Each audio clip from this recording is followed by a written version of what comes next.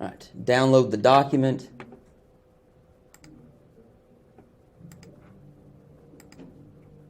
Open yourself up a Cami tab. Drag and drop, and then make sure you click select. You want to finish off yesterday's notes document, not have the notes in two separate documents. Okay. And let's see, we should be picking up here with how did Smith and Ricardo's ideas enable globalization 1.0.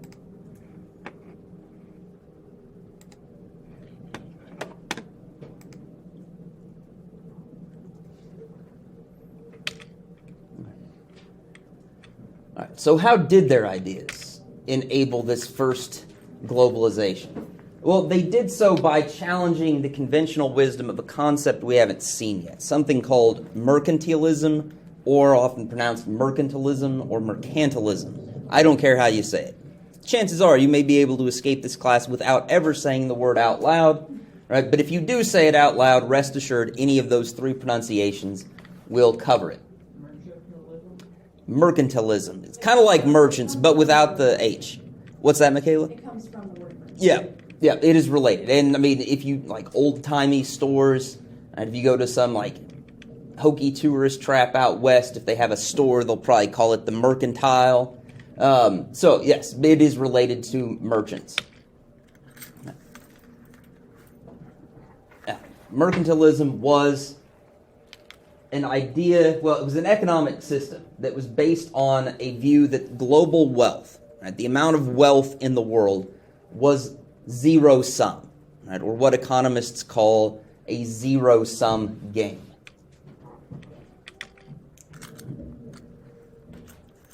And they call it a zero-sum game because calling the global economy a zero-sum pie sounds kind of weird. But it is a pie, right? At least the way we should think about it, to keep it simple for our purposes. Global wealth is one pie. Right? There's only one pie. There's only ever going to be one pie. And the bigger any other state or country's slice, the smaller our own slice is going to be. Right? More pie for Thatcher means less pie for Vic. Right? There's just no two ways about it. Yes, Thatcher. What kind of pie? Well, let's get to that. So, for mercantilists, pie was a country or state. Remember, for Americans, we've got to be careful because what we think of as a state is not what much of the rest of the world thinks of as a state. So, state and country are interchangeable. Right, so, this is what's called a bullion pie, Thatcher.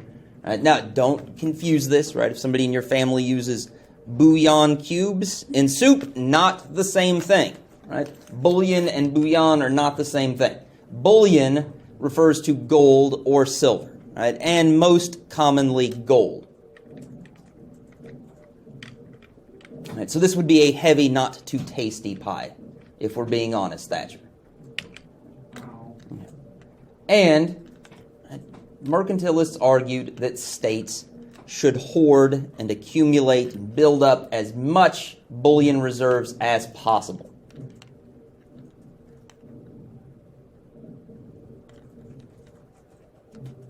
Now, usually I would assume my students had not heard or had any opportunity to really hear about reserves of wealth.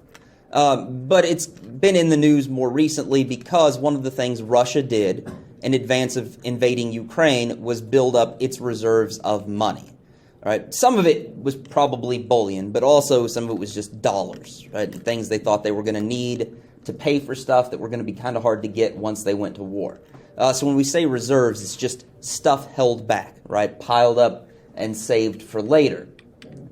And mercantilists argued that states should build up as much of a bullion reserve as they possibly could. And the way to do this was twofold. One, you should maximize your exports. And that means you should maximize the quantity of goods sold to other states. And if we were talking about this today, we could also say goods and services. In this time period, it really was just goods, right? Tangible things. And the goal of this was, in selling stuff to other countries, they would pay you in bullion. They would have less bullion. You would have more bullion. Your slice of the bullion pie would become bigger than theirs. And to kind of clarify how this works, because, I can imagine, right? Jadra's sharp, and Jadra's like, well, why wouldn't I just pay them in paper money and keep my gold? Well, you can't. Not in this time period. Right? Everybody is dealing in actual gold and silver. Right? So that's how this works. At the same time, you want to minimize your imports. Right? And imports, as you might have guessed, are goods bought from other states. So exports are goods sold to other states. Imports are goods bought from other states. And the goal here is that you keep more of your bullion at home and send less of it to other states. So you prevent them from making their slice of pie bigger. Right? You do everything you can to shrink their slice of the pie, make your slice of the pie bigger, right? And then keep it big.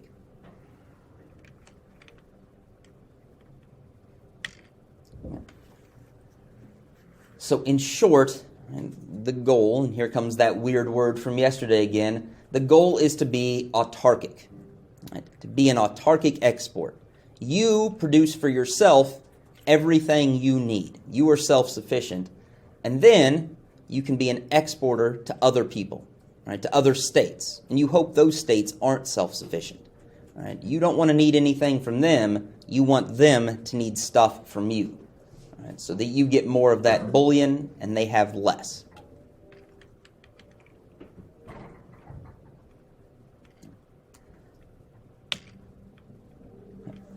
And how do you do this in practical terms? There are different strategies, but the main one in this time period is to use tariffs. Which also, for most of my life, the story was of tariffs getting smaller. Right, or going away. In your lifetime, there's been much more talk of new tariffs and bigger tariffs. So this is still relevant. Right? And tariffs are taxes. Right? They're taxes on imports. Now, technically, a tariff can be a tax on exports, but that's not usually how they're used. They are taxes on imports. And the point of this is to discourage the import of stuff into your country. Right?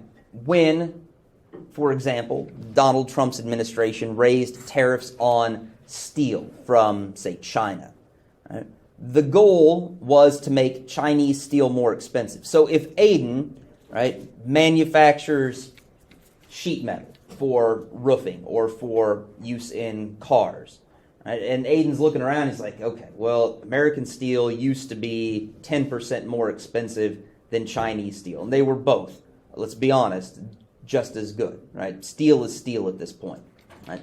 But then the Trump administration slaps a 20% tariff on Chinese steel, and now it is 10% more expensive than American steel. Aiden's like, well, I'm now paying more for steel overall, but that American steel is now less expensive than Chinese steel. Right? So that's how it discourages imports, right? It's kind of bad for Aiden. He ends up paying more for steel, but it does discourage imports of stuff from other countries or other states.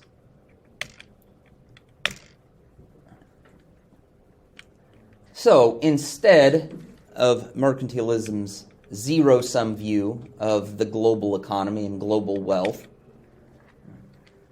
Adam Smith and Ricardo teach us that actually the world's economy can be seen as a positive-sum game. So remember, they tell us, especially Ricardo, that if we specialize and if we trade according to our comparative advantage, right? Remember, we produce and sell what we are best, most efficient, lowest opportunity cost at producing, and we let others do the same, right? They buy our stuff, right? We buy their stuff. Then we can all get richer. And what this means is all of a sudden, right, we have a pie that is bigger and can get bigger. Right? It's not just a fixed size pie.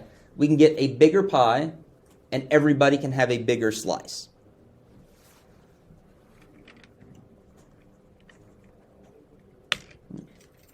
Another common phrase used to describe this phenomenon is a rising tide that lifts all boats.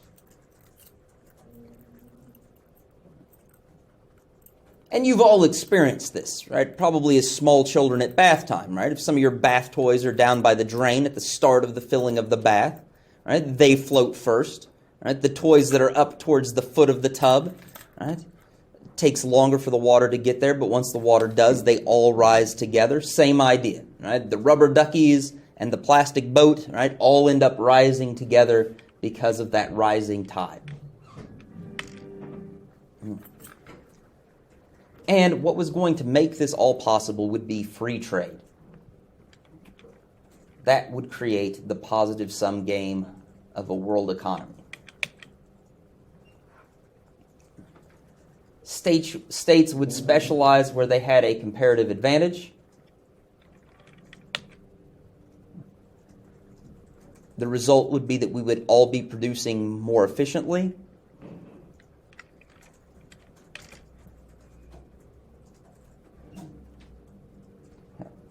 And, right, for Adam Smith, you'd get rid of these tariffs, right, these taxes. Because, let's face it, right, his whole idea was that what was needed to make the invisible hand work was for things to be voluntary, for people to have freedom to choose.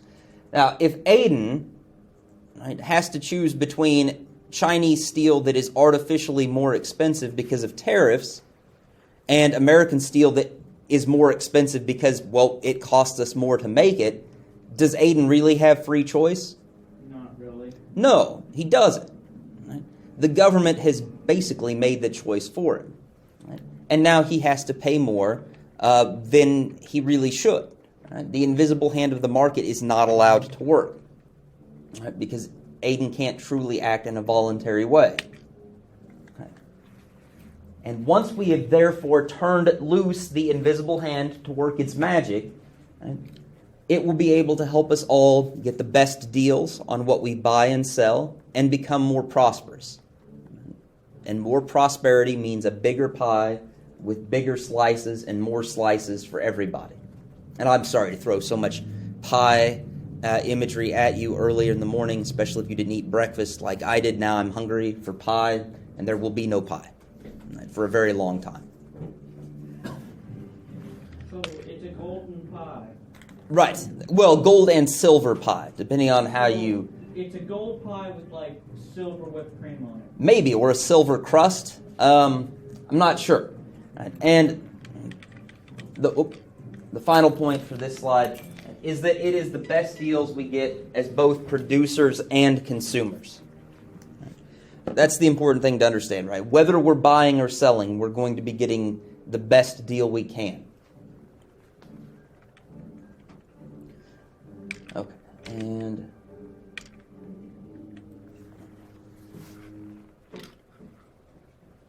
Smith and Ricardo's ideas, well, actually, let's stop there. You don't even actually have that in your notes. Sorry. That's for tomorrow. I got ahead of myself. Okay. What I want you to do next